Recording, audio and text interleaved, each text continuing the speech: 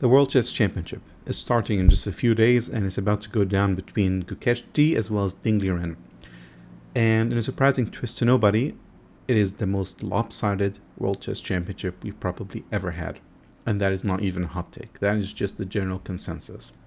And if you look at the numbers, it makes a lot of sense. Gukesh T is the world number 5 player with 27E3. And where is the world champion? He's all the way here, number 22 with 27-28. This is not a contest between the best in the world. This is a contest between an up-and-coming star who might be the best in the world in the next few months to years, as well as a potentially, allegedly, washed-up former great player. Now, Ding Liren used to be amazing. If you look at the numbers, Ding Liren used to be 28-16. He used to be number 12 of all time in the live ratings. This is not a surprise. He was a former dominant member of the world's top 10. If you look at his historic ratings, it backs it up. He was over 2,800 for this long stretch from, say, 2018 until probably 2020 when the COVID pandemic started. And he was always in the higher echelon of the 2700s. He is no slouch by any chance. And Magnus Carlsen himself said, "This is the guy who I am not the favorite against should we have a World Chess Championship." This was obviously during his peak when he was still, challenging Magnus and had a few good results against him. But this is a former great player. This is an amazing player by any stretch. But right now, as Kasparov says it, this is not a match between the two best players in the world, and he does not consider this to be a legitimate World Chess Championship. Why? Because he believes it ended with Magnus. Even if Jan was the champion when Ding played Jan, they would not be considered the greatest player in the world, according to Kasparov, because they were not. It was just more of a celebratory title or taking the place while Magnus wasn't competing. And that's okay, but the reality is these are not the two best players in the world. And we have to first disclaim that before we move on. And if we look at the odds, the bookkeepers, the result after the classical games, Gukesh is the heavy favorite, 1.4 times, while Ding Liren is 5 times. That is what 3 times more likely that Gukesh wins than Ding wins, according to the betting sites. Of course, this is not perfectly indicative of the odds, but I would say more than 70% likely that Gukesh would win during the classical portion. And if we look at the ratings, like I said, Gukesh is 2783, while Ding is more, he's more washed up at 27-28. And this comes after, actually, Ding used to be similar to Gukesh when he first had his championship against Jan. If you look at the match, this was the match in 2023. Here, Jan was 27.95 and Ding was 27.88. That was his starting rating. He was actually higher rated than Gukesh is at this point.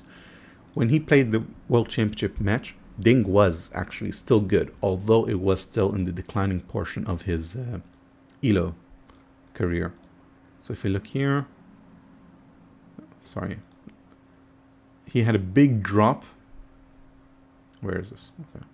Let's go to individual calculations. He had a big drop in February 2023 after he came back from a 4 months hiatus.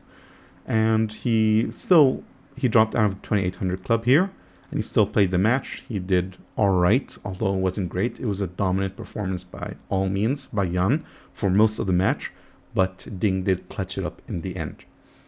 That is another factor which is to consider because nerves are a very real thing. If we look at it here, okay, Ding got a win, then lost, win, loss, draw, one, and that's how he clinched the match. But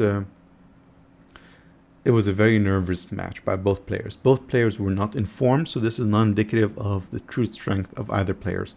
But it was a sign of things to come when it comes to this man right here, because if we look at his rating progress charts, let's look at the last 3 years. So since, where's 20? Let's go 5 years. Now this man used to be a beast, like I said. He had a huge climb up. This website is going to be annoying. Okay, there we go. So as you can see, when the COVID started, he used to be high 2700s or borderline 2800. He even jumped up until October 22. He was climbing once COVID ended. He had this huge monsters during 2019 alongside Magnus, but during the COVID he was still doing pretty well, and he was actually still in shape, over 2800, 2810 over there, 2811. And then for whatever reason, after 2023 January, everything just broke down. You can see a huge 20-point drop before his match. And then he played the match. He kept dropping every single event. And if we look at his individual calculations, every single month, this was a match. He gained some rating during the tiebreaks of the match, and then he lost ratings. This, I will forgive him for. This was the GCT Superbet Classic, and this happened right after the match. There was very little time between the World Chess Championship and this match. He should not have played this tournament. That much is clear. Jan also played it. It was such a stupid decision by both of them, because either way, one was going to lose and one was going to have to play after winning, after being exhausted. Both of them didn't do that well, and of course, he scored 4 out of 9, which is actually decent when you start to consider the future results. So keep that in mind. He lost 10 rating here, but if you look at the next event, 6 out of 13. The next event, 6 out of 13 again, against 2700 average opposition. 3 out of 10. Norway Chess 2024, 3.5 out of 9. And 3.5 out of 8. As you can see, Ding did not have a single event where he even broke even or scored 50%. Most of his tournaments, were actually under around 40% mark in terms of the score. That is a very bad event. And even if you look at the rapid, loss, he's losing rating. This rapid tournament, I believe this was a China rapid. Okay, he had 2 tournaments. The Grenke Chess, he did 5.5 out of 12, 1.5 out of 4. And he used to be over 2800 in rapid, but now if you look at his rapid stats, he's 2776. And he used to be over 2800. Him and Magnus were the only ones in rapid. He actually used to be 2830 here. Until very recently. He was even number 1 for a while, actually, over Magnus Carlsen. And then he completely tanked and then started losing rating.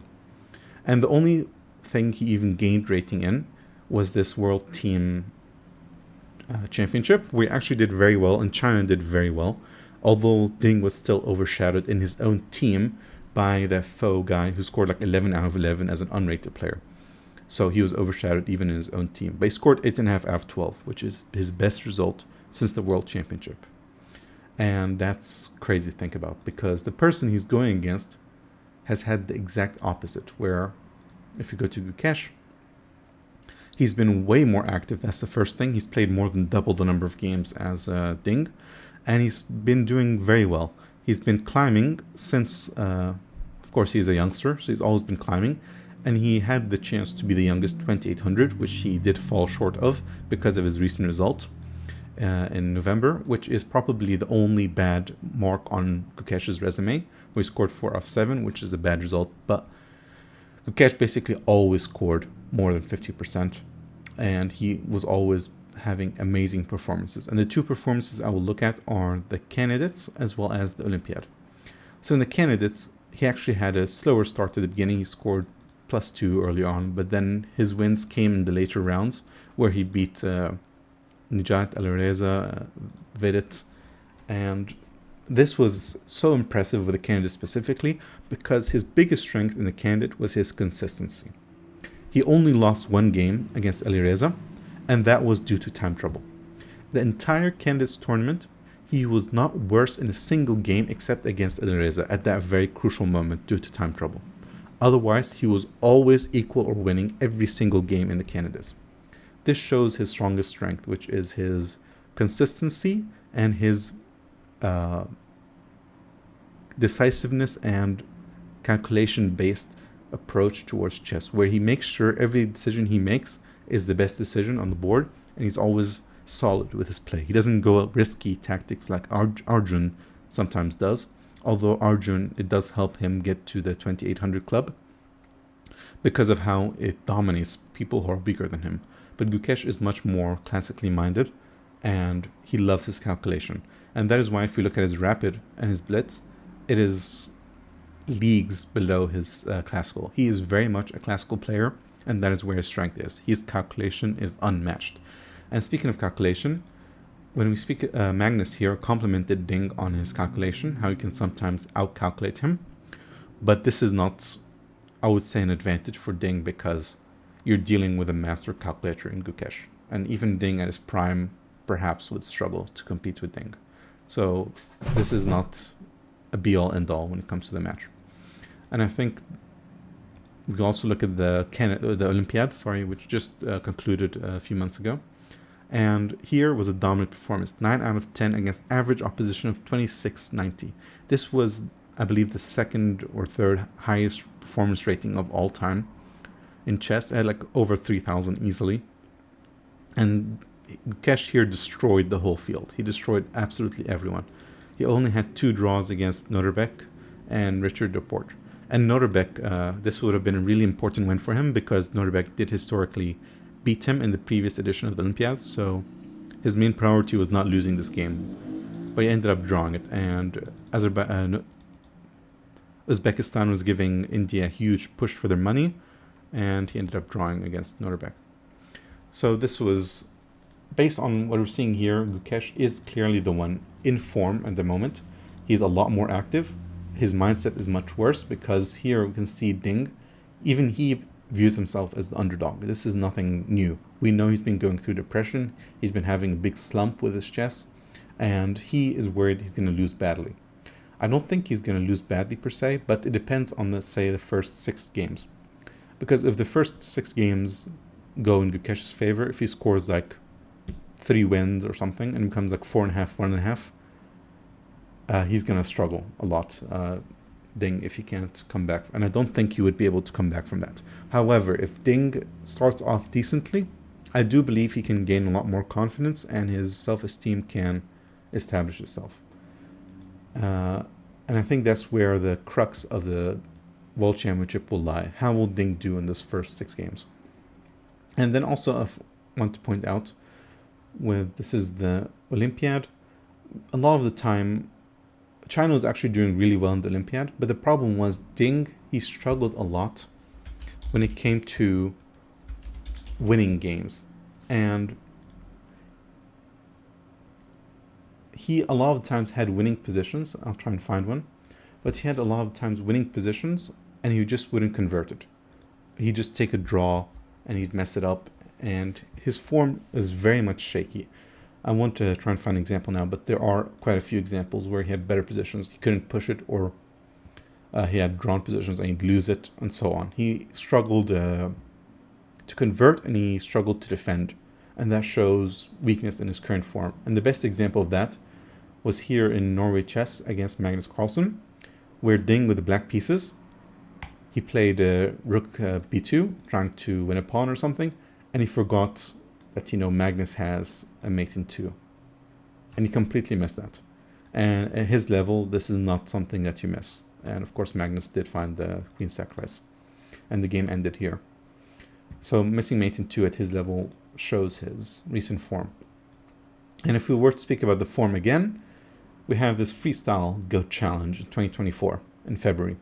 And this shows, although this isn't classical chess, so yes, there is some, you can't use this as evidence. But if we look at the round robins, which was before the whole match started, just to get the seedings, who was right at the bottom? 0.5. Didn't win a single game, drew 1 game against, who's this? Against Alireza, and then he lost every other game. Great. Well, how did he do after the round robin? Let's look at it. In the knockout stage, whoops. He lost against Noterbeck, 1.5 half. And then he fell out of the knockout. He went into the 5th to 8th place bracket. What happened to him? Lost to Alireza. Lost to Vincent Keimer, 2-0. Great event. Out of the whole system, he only got, if you look at the knockout, he got 1 draw against Noterbeck, 1 draw against Alireza in the round robin, and 1 draw against Alireza in the 5th to 8th place. So he got 3 draws and lost 8 games or something crazy. Probably even more. It is absolutely abysmal performance out of him, getting 1.5 out of 11 or something crazy.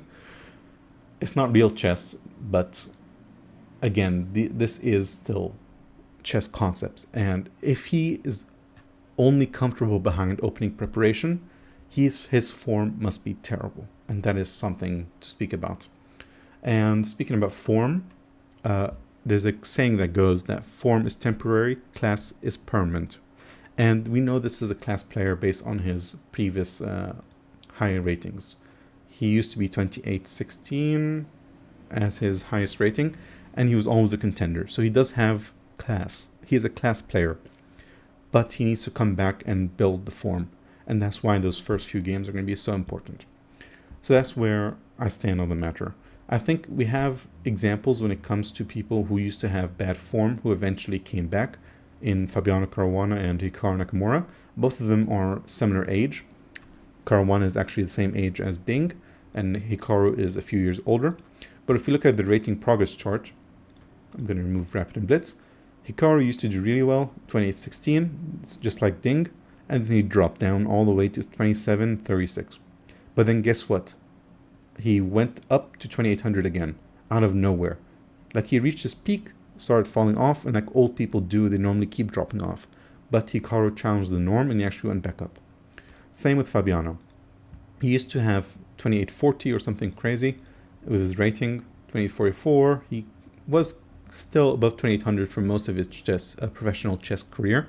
And then when COVID happened, everything just went out of the wazoo and he dropped all the way down to 2758. And then he built himself up and he's now above 2800 pretty consistently.